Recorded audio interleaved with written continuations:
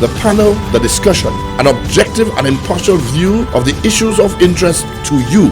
Nation Beat is on now. Good day, St. Lucia.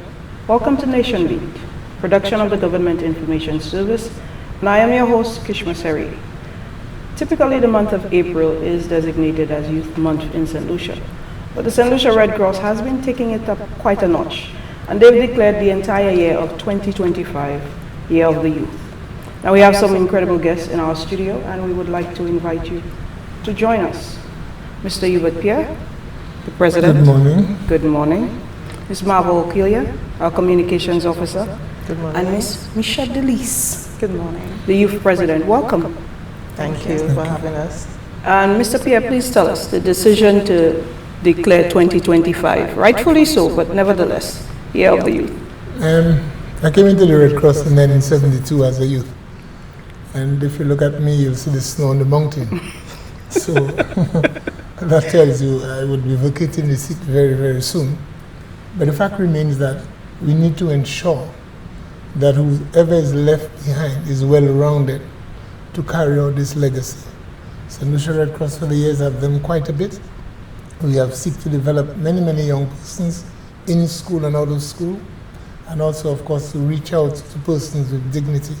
So hence, we have to train them, or further train them, to ensure that that level remains, because things are changing very, very quickly.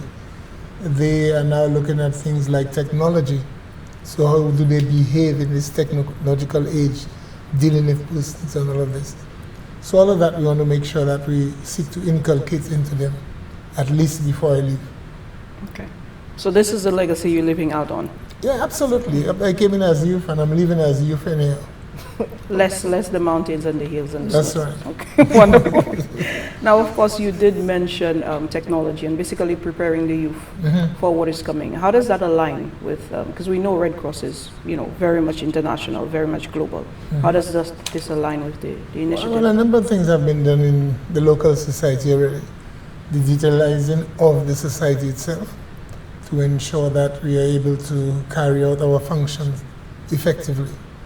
We do understand that not too distant future we'll be moving from fiat money to digital currency, and even our banking system and all this thing has to change. So they have to understand what it is. The phone is going to be their playground. I mean, I sometimes wonder if my grandmother come and see me with a phone in my hand, she'll tell me what the hell what I'm doing. I'm spending all day playing with this thing. But this is the reality, and the innovations that we need to develop so that they can remain, as it were, persons that one can depend on. If they cannot reach out in a world like this, they'll be left behind, and that's not going to happen to the St. Lucia Red Cross. Okay, beautiful. Beautifully said. Now, your theme for this year is fully committed to humanity. We know it has been, it continues to be a humanitarian organization, among other things. How does this impact? How does this generally what it means as a whole for Red Cross in St. Lucia? Well, for us in St. Lucia, we are looking at some critical developments. Man's inhumanity to man. And nowhere is safe, in the sense that not even in church people behave themselves now. And people are looking down on people. I'm listening to a song that is being played all the time, and where people are saying they're damned and they're proud. I'm not damned. I'm not proud. I'm happy. And that is what it is. And for me, the young people need to understand that you need to reach out and touch your brother's hand. Today it's me, tomorrow someone else, and that might be you. So how would you like somebody to treat you? So this is the key factor. So they got with this in mind. How do I treat my neighbor? Awesome. And Ms. Oculien, of course, as a comms officer, as it relates to the theme, please share with us your thoughts. Similar to Mr. Pierre, I started out in Red Cross as a youth member at the secondary school. I also once served as the National Youth Director for the National Society. So I came in as a young person. I continued to grow within the organization as a young person. Very grateful for the opportunities and the helping hand and the holding of hand that happened throughout my tenure in the organization. And as a person then, as a young person then, and I still consider that I'm a young person, the Red Cross has taught me a lot, particularly respect for humanity and appreciating that each and every person, no matter what level of society we would consider them at, they are a person. First and foremost, everybody is a human being, and we should always respect and treat them as a human being. And that's something I carry with me. That's something I continue to teach to my children. I'm a mother, I have children. That's something I continue to teach to my younger siblings. So the theme is very in keeping with what the Red Cross stands for and what we need to teach people to be as if we are looking to have a better world, especially in St. Lucia. Okay. And we know it. As I was growing up, and of course, as you mentioned, Red Cross was generally a very active part of our society. We saw them at natural disasters, you saw them at parades, you saw them at church. As it relates to the theme, how do you see that in keeping with just national development? How do you inculcate that with our young people now? They fully committed to humanity. How do we translate that to our young people now? Because the numbers are not as great as they used to be before. And that's true. And that's one of the challenges we face as a national society, not only at the youth level in terms of the number of volunteers that you have, but even at the older level, that the task of encouraging persons to see each and every person as a human being and being able to reach out in whatever small way you are, it's a challenge. The world has become busier. More people are looking to the material things, if you should say. And so sometimes for survival, we forget everything else. It's about me getting to the next level and me living to the next day. But that doesn't mean that we should stop. When Henri Dunant came up with the idea of the Red Cross over 100 years ago, he saw that there was in every person the ability to find within ourselves the helping hand. And so we should not stop. We as a national society, there are other means by which we could do it, like Mr. Pierre mentioned earlier on, the technology. We may not necessarily get to them the old ways that we used to, but there are new technologies that we can use. There are new means by which we can. And some of it is as well in themselves as the young persons. They may know the ways to reach the other young persons.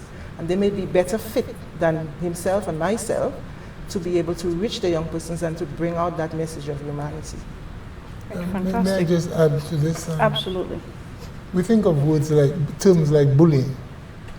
And now we hear about bullying on social media quite a bit. Cyberbullying. So, yeah, cyberbullying. So even there, everything has to be done in a structured way, to educate them. Even as the field is new, things are turning around. There are specific things you don't get involved in. Was it last year? Last year we had this mediation committee, where we formed this mediation committee where the lawyers came together, etc., etc. And we are trying to prevent the violence, the escalation and everything. And we really want to look at our youth and direct them. This is important. You direct them because in the form of character building. So if they're in that area, then they too can transcend or transform, and get to somebody else.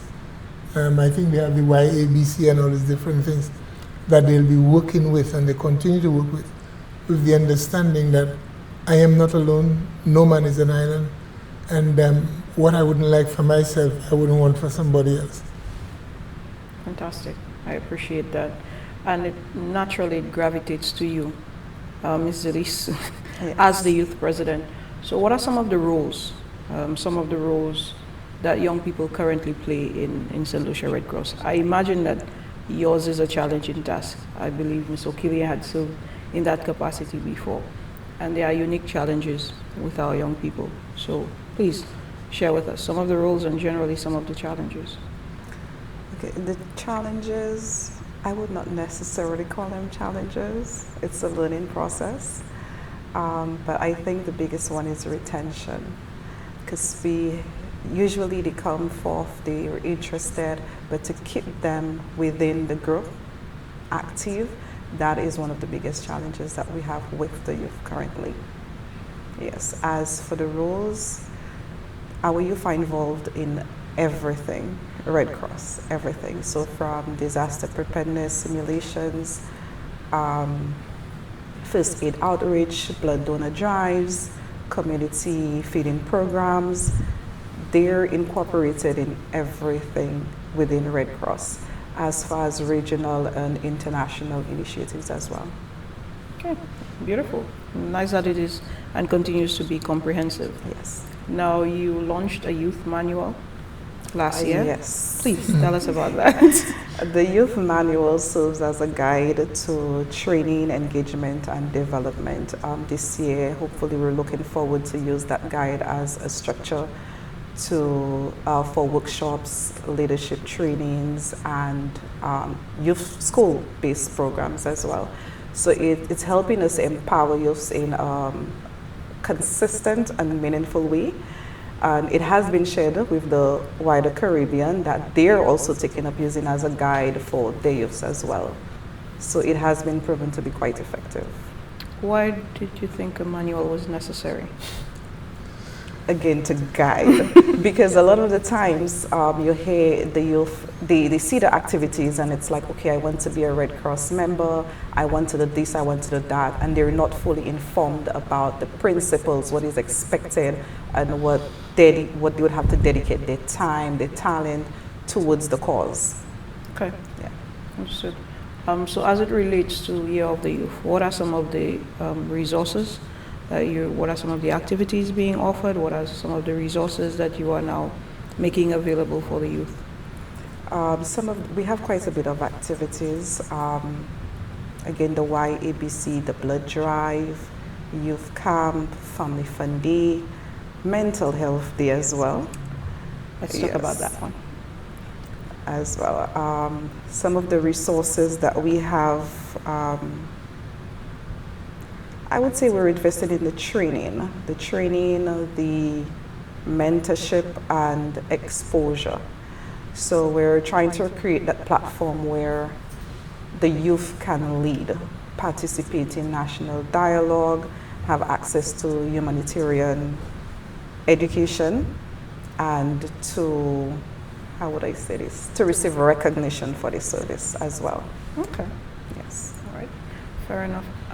You mentioned Mental Health Day, and that is something that organizations across, not just in Lucia, but across the Caribbean, globally have been paying a lot more attention to in terms of the impact of mental health on our youth and of course on everybody. COVID kind of highlighted that more than anything else. So tell us about that particular initiative and the thought behind it.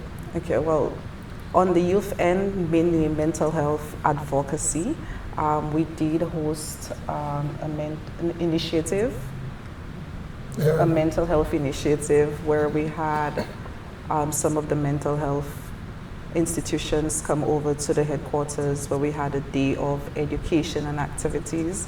And this is something that we're hoping to be bigger and better as the years goes on.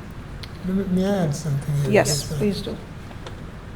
Over the years, we have, World Mental Health Day. We have been inviting persons from different institutions to be at Red Cross, at least to play, lunch, just a break from the normal thing. Last year, we got a partner. And this year we are making it bigger. So we have commenced activities very early. And as you can see, this little book, Psychological First Aid, we're going to offer to every business place at a cost, of course. And all of this is to help in the correct direction. You were speaking about the youth manual. My first attempt at the youth manual is in 1992. Just to tell you how far back. I think it was done and we gave the floppy disk to somebody, floppy disk. That was a while. And then we got lost. So sometime, I think it was last year, after having written the history of the Red Cross, somebody says, Mr. Pierre, do you have time? He said, to do what? So can you get us the manual?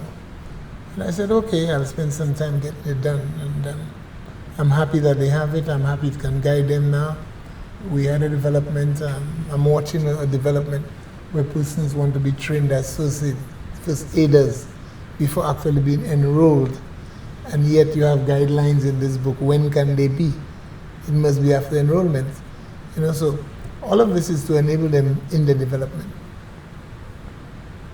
Well, but speaking of the psychological first aid, like she mentioned earlier, the COVID, and we were one of those organizations that was integrally involved in the response for COVID. And as a matter of fact, we implemented a very national-wide psychological first aid program within the school system through the counseling program of the Ministry of Education. So we collaborated with them and were able to train teachers in every district with the psychological first aid program. And we actually implemented the COVID back to school program so that teachers were prepared psychologically and they had support within the St. Lucia Red Cross to be able to support parents and students in the return to school during the COVID time. So this was one of our biggest mental health implemented initiatives of recent, and this would continue, that we know we have now a more sustained mental health program in terms of our psychological first aid. So we're looking to training people, just as we train persons in first aid, the medical first aid, and people are now trained in psychological first aid, because you could understand around us there's a lot, mental health needs in St. Lucia is growing. We have not been paying attention to it, but there is a need for us to at least be at a point where everybody has the basic skills to be able to respond to somebody who is in a situation of stress or a situation of distress, that at least you can provide the first steps to them, to look at them, to listen, and then to be able to link them, which is the three principles of the psychological first aid: look, listen, and link. Because I was about to ask, because as much as it's not visible as something physical, but we do see the backlash, we do see the ripple effects. Right. And with medical first aid, you have your ABCs. So I'm like, okay, so what is it for psychological? Psychological first aid is LL, look, listen, and link. Right, yes. Understood. And that is a phenomenal initiative. So you mentioned the implementation at the schools. You mentioned teachers. So that is one activity. That is one. Tell us about some other activities that you guys have planned. What is most exciting? What stands out? What is it you are eager to see happen during Year of the Youth? I am especially excited for the youth camp, the symposium, and the family fun day events. I think these events are a mix of learning and bonding, creativity and service. So it is it is perfect for building stronger youth networks throughout the nation. Okay, lovely. And how do you mentioned the activities you'd have at Red Cross. You'd invite persons, you'd have open days, you'd have assemblies. How do you intend to have a bigger following? How do you intend to bring persons in? Outside of this beautiful program, of course, but how do you intend to do a little more public awareness?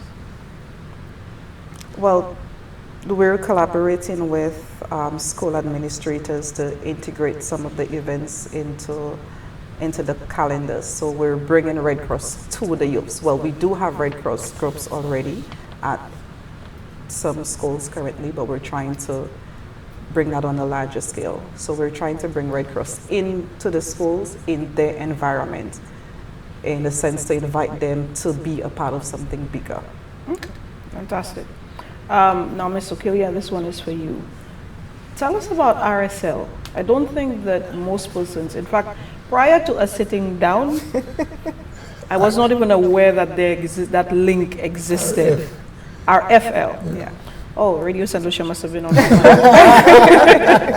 RFL, my apologies.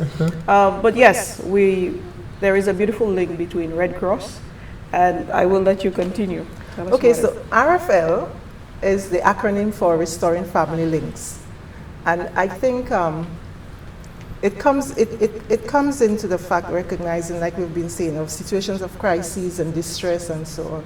And what it seeks to do is it's a set of services that the Red Cross movement offers to allow families or to help families to connect, help families to find missing persons, to help persons who have been missing, to either be found or to exchange messages with their families. So basically, it's a service of the Red Cross where we connect families, especially in times of crisis, natural disasters, wars, etc.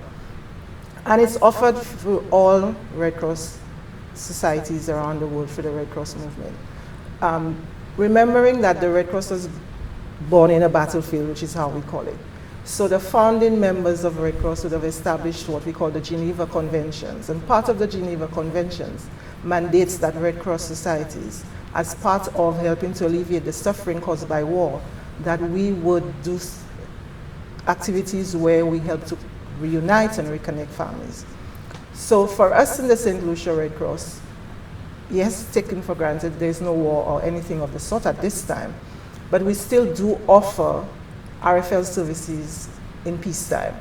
So right now we have 3 main services that we offer, one of which is emergency armed forces services. What this is that it's a service where we seek to verify and to submit applications on behalf of members of the American military so that they are granted leave so they could come back to St. Lucia if there's an emergency in the family. So say Mr. Pierre has a death in his family, or his father is in the hospital or something of the sort, and he's serving in the army. He would visit, his family members can visit our office at VG, and they would need to come with the necessary documentation, because what we're doing is to verify what they're saying. We're not the ones authorizing, what we're doing is verifying. So we would submit to the American Red Cross the necessary information supporting that, yes, his father is at hospital or his father has died or that sort of thing, so that they grant him the permission to come into St. Lucia.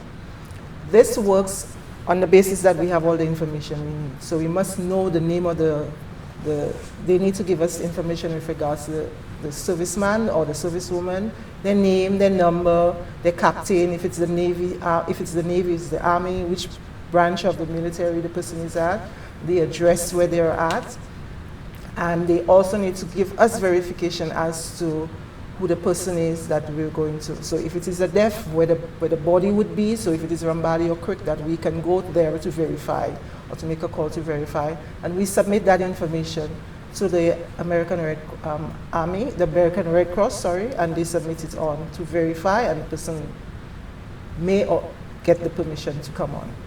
Okay, that is very different. That is phenomenal. Is it restricted to just the U.S. Army, or does it extend to other Army bases as well?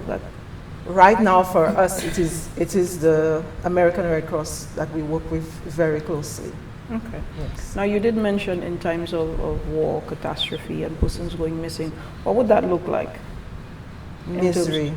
And misery. Yes. Imagine in the blink of an eye, something has happened in St. Lucia, and you can't find your 5-year-old or your 6-year-old. So outside of the fact that you may have gotten relief from the St. Lucia Red Cross in terms of you have a place to stay, you have food to eat, etc., but you don't know where that child is. Mm-hmm. So the misery is still there, the pain is still there. And again, because we're an organization that seeks to alleviate suffering, that is part of the mandate that we have as well, to be able to either give you information as to where that child is, to help you to find that child or that mother or father. And so things like tracing. So we have tracing, international tracing it is called, where we would, through our network of Red Cross national societies, submit the application. So we have a platform, I manage the platform. If a request comes in, we put in the information into the platform. And that information would go to, if the person was last seen, say, in St. Vincent, for example. So we would send that information via that platform to the St. Vincent Red Cross. So the St. Vincent Red Cross, based on the information we've given them, would go through the country, find the information, and then they would come back to us, right? One of the things that we should also note is that because of data protection policies within the Red Cross, we have to respect data protection. 2 reasons. One, somebody may be missing because there may be security issues involved. And there are sometimes security issues, especially when you're talking about situations of war.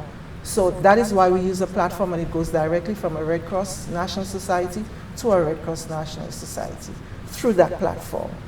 And if the individual, let us say we find the individual has a right to deny being found and us reporting that they have been found. So it's still, so the person still has to let us know that yes, we can inform their family and what we can inform their family about. Should that person agree to continue contact with their family, they can either go to their family directly or they can speak to the family through what we call Red Cross messages. That's letters from them to that person through us. So a Red Cross message is a very simple letter just to say, I'm doing well, so-and-so celebrated their birthday, they turned 13, they graduated, that sort of thing. Wow. Yes, that's the world of Red Cross. It's more than first aid. I always, and Mr. Pierre brought that up earlier, that that people think of Red Cross and the first thing they think of is, I haven't been trained in first aid, but the Red Cross is a lot more than first aid, yes. I love that. And I appreciate that. I think one of the biggest things is we used to have a society of volunteerism. And now it's not cute anymore to volunteer. And like you mentioned, people are busy. But I think in and of itself, just awareness of these programs and these facilities makes it so much easier. For me, I'm learning a lot, and I am very grateful for it. And we will take a break right now. This has been very beautiful and engaging. But this is Nation Beat. Please stay with us. You're welcome. Hello, OECS. Yo, OECS, this is your ocean. If I am to protect your future, we have to work together. It's the time to work together. If I am to help protect your future. Once I used to be so pure and clean, and those hills were so fresh and green. But now you see me as your dumping ground. The current situations has me choking on your pollution. Think hard about it, you will agree that really there is no you without me. Make the zero waste pledge, be responsible. Reduce your waste, recycle where possible. It's down to you, so make the commitment. Recycle for blue oceans and our betterment. Recycle OECS, green actions, blue oceans. For blue oceans and our betterment.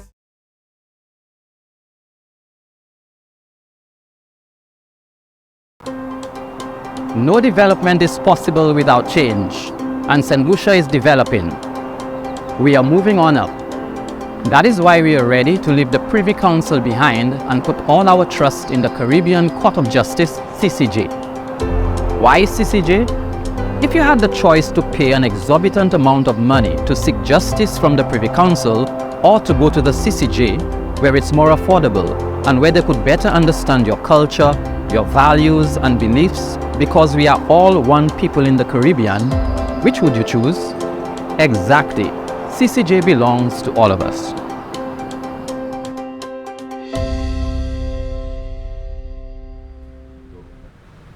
Welcome back to Nation Beat. Thank you so much for staying with us. And we are here with the St. Lucia Red Cross, who have announced that 2025 is the year of the youth.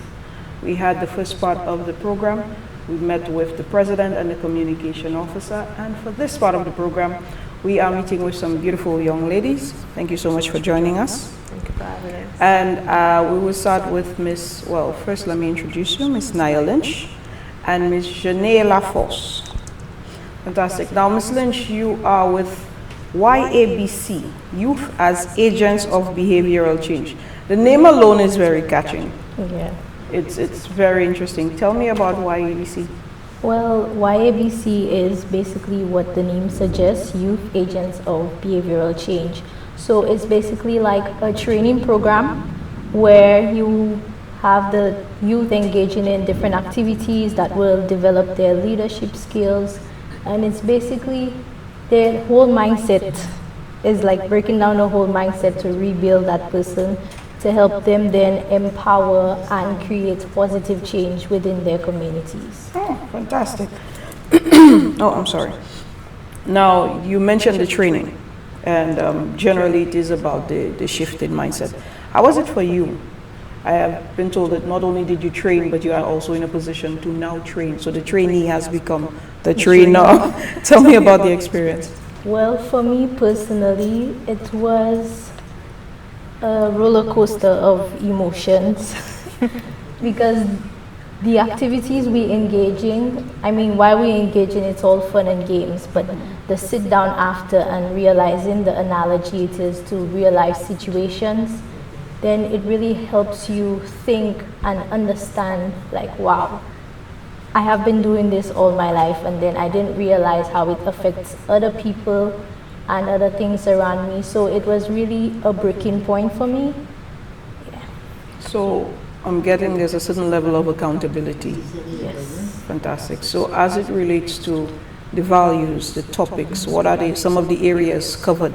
Without letting the cat fully out of the bag, but we can probably let her peep a little. Tell us some of the Well, areas. I would say it's really enforcing the 7 fundamental principles of the Red Cross.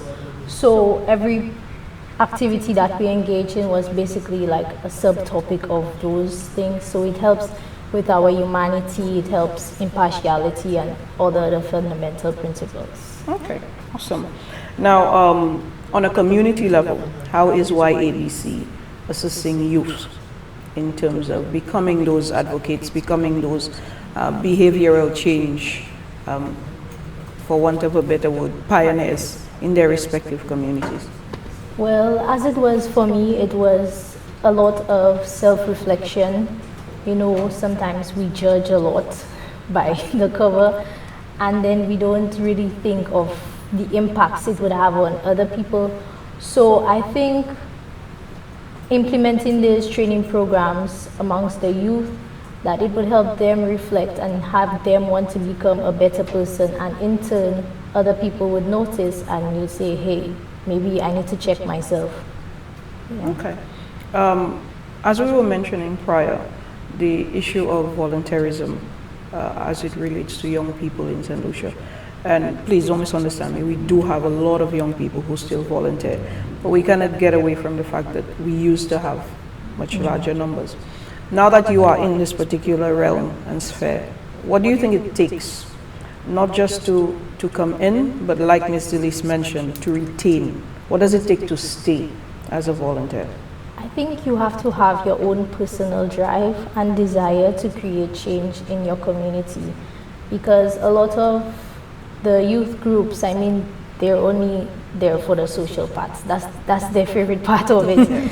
They're not really, I think they don't understand what it really means. So I guess when there's nothing social, when it's really a sit down and talk, it's just like boring to them. But I think once they get to understand the true meaning of the Red Cross, then they will better be able to say that they want to do this, they want to continue in this. So, yeah. Okay, all right, fantastic. Thank you very much. And as we move on to Miss Jeanne Laforce, Club 25. What is Club 25? First off, tell us about that. Club 25 is a global Red Cross initiative that inspires young people to commit to donating blood 25 times by the age of 25. So it's not only a goal, but it's a movement that promotes healthy lifestyles, community engagement, and the spirit of volunteerism. Why 25 times? We just think that it's a good goal. You know, you're mature enough to understand, okay, what's going on in the world, that you're mature enough to understand that you can help other people. So, yeah. Okay, so blood donation is something that is an issue in St. Lucia. We hear it all the time. We need blood.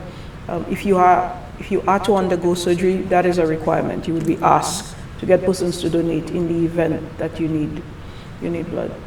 Specifically young people, how do we get young people to get to that point? And what are the benefits for them where blood donation is concerned? Because you did mention healthy lifestyle, being active, etc. So what are some of the benefits for blood donation that would appeal to, say, Ms. Lynch, for example?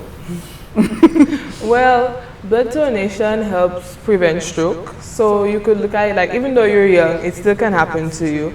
But also I think you need to look at it from a perspective of caring. It could be your family member, it could be your friend. So imagine yourself in that position, or somebody you care about in that position. You would want them to get what they need. So you could do that. Also, it may have mental and emotional benefits. You may feel better about yourself because you donated blood, and that can boost your confidence and help you out in other areas of your life.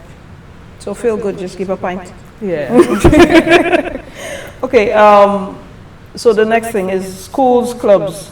How can they partner with Club 25 in terms of hosting an event? Can they do like a donation drive or anything along that line? Well, yes, we encourage schools to organize the donation drives, to host awareness seminars, and to even establish their own Club 25 chapters.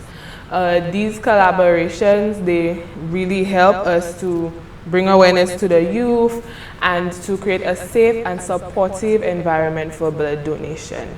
It is a very powerful partnership that we value, and we encourage all schools to contact us and let us know so we can help them and collaborate with them. All right, fair enough. Now, you did mention in terms of the blood donation, and the other aspect is it's a nice free health check, so to speak, because you'd be checking whether you have the cold, that kind of thing. But in terms of the donations, do you get many young people donating blood? Well, I wouldn't say yes, you do, unless, again, it's for somebody they know closely that needs it. But the van that goes around, the blood donation van, I find that once it's there and they announce it, that the young people do volunteer to give blood. Okay, all right, beautiful. Thank you. Now I'm back to the youth president. We've been here for, a few minutes. We've been discussing Red Cross and the benefits. What message would you like to disseminate for the young people in St. Lucia as it relates to joining the Red Cross? Generally any organizations, but specifically the Red Cross and volunteerism and the big why, as it were. This is your opportunity to pitch as much as you want. Okay, I would say to the youth that you are needed. Your energy, your ideas, your compassion, they are very powerful. Yes, to join us in changing lives together, not just changing lives of others, but starting with your own. And the St. Lucia Red Cross is the platform to fully commit to humanity. Oh, fantastic. Yes. Ladies, I do open the floor if you would like to add anything. If you would like to tell us a little more about YABC or Club 25. Well, all I can say is join, take part, yes. Participate, we need you. Everybody counts, everybody matters. It doesn't matter if you think, oh, it's just me by myself, I cannot make a difference, you can. So I encourage everybody to join and to take part. Yeah. Now there's a general energy of just calm confidence with you guys. And it may be something that is directly related to volunteering because you learn yourself more through helping other persons.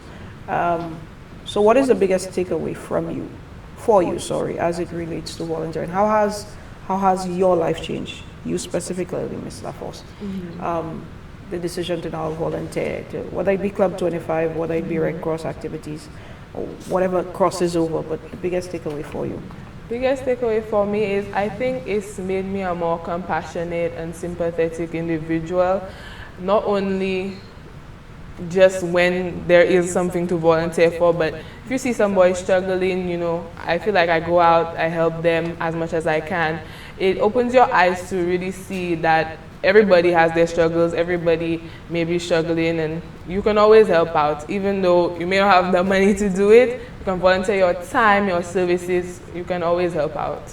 Fantastic. Yeah. And Ms. Lynch, same question. As Shani said, I think it really helped me open my eyes to see the bigger picture.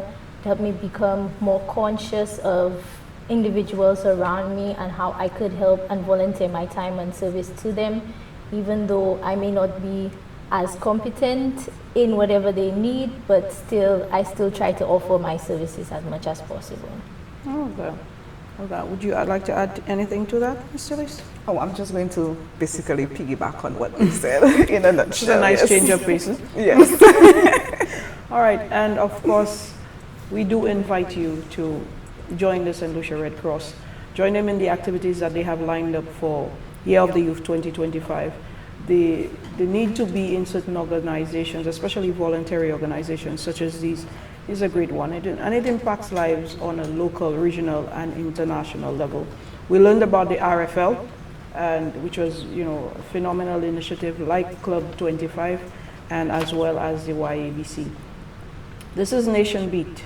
Thank you so much for staying with us. I am Kishma Serie. Have a beautiful day.